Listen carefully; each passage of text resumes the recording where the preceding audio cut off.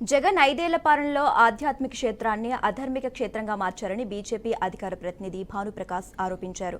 అన్ని విభాగాల్లో అవినీతి చేసి వేల కోట్ల రూపాయలు దండుకున్నారని ఫిర్యాదులు అందుతున్నాయన్నారు. తిరుమల శ్రీవారిని భానుప్రకాష్ దర్శించుకున్నారు.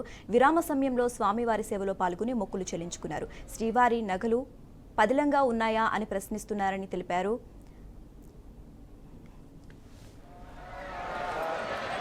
కమిటీ వేసింది, గవర్నమెంట్ ఒక కమిటీ వేసింది. దాంట్లో మీరు కూడా మెంబర్గా ఉండాలి. దాంట్లో డీజీపీలు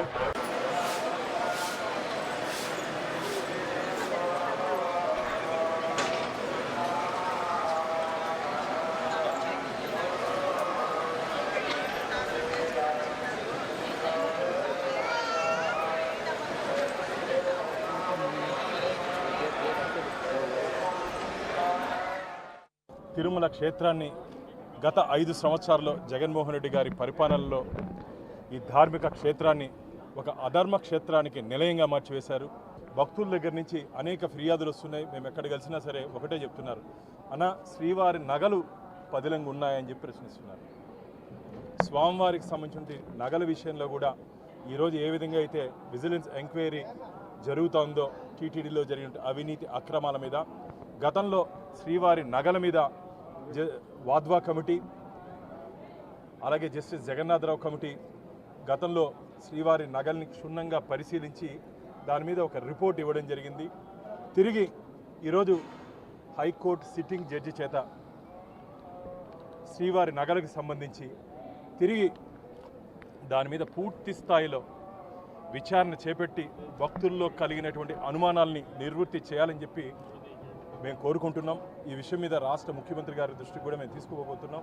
ఎందుకంటే గతంలో ఈ 5 సంవత్సరాల్లో కేవలం మట్టికి మిగతా విషయాలకి పరిమితమైన అనుకున్నామే తప్ప భక్తుల్లో, శ్రీవారి భక్తులు ఇంత ఆందోళన ఉంది, ఇంత భయపడుతున్నారని చెప్పి మాకు అనుమానాలు లేవు. కానీ ఈ మధ్య గత 10-15 రోజులుగా విపరీతంగా భక్తుల నుంచి ఫిర్యాదులు వస్తున్నాయి. అన్న ఖచ్చితంగా మీరు మాట్లాడాలి, దీని మీద విచారణ చేపడితే వాస్తవాలు ఖచ్చితంగా భక్తులకు తెలుస్తాయి. మాకైతే అనుమానాలు ఉన్నాయి.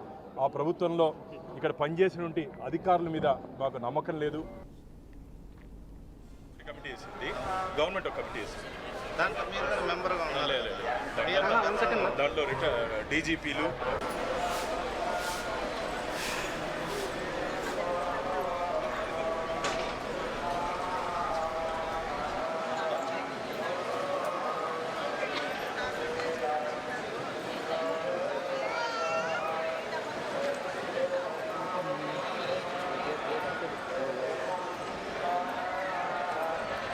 కమిటీ వేసింది, గవర్నమెంట్ ఒక కమిటీ వేసింది. దాంట్లో మీరు కూడా మెంబర్గా ఉండాలి. దాంట్లో డీజీపీలు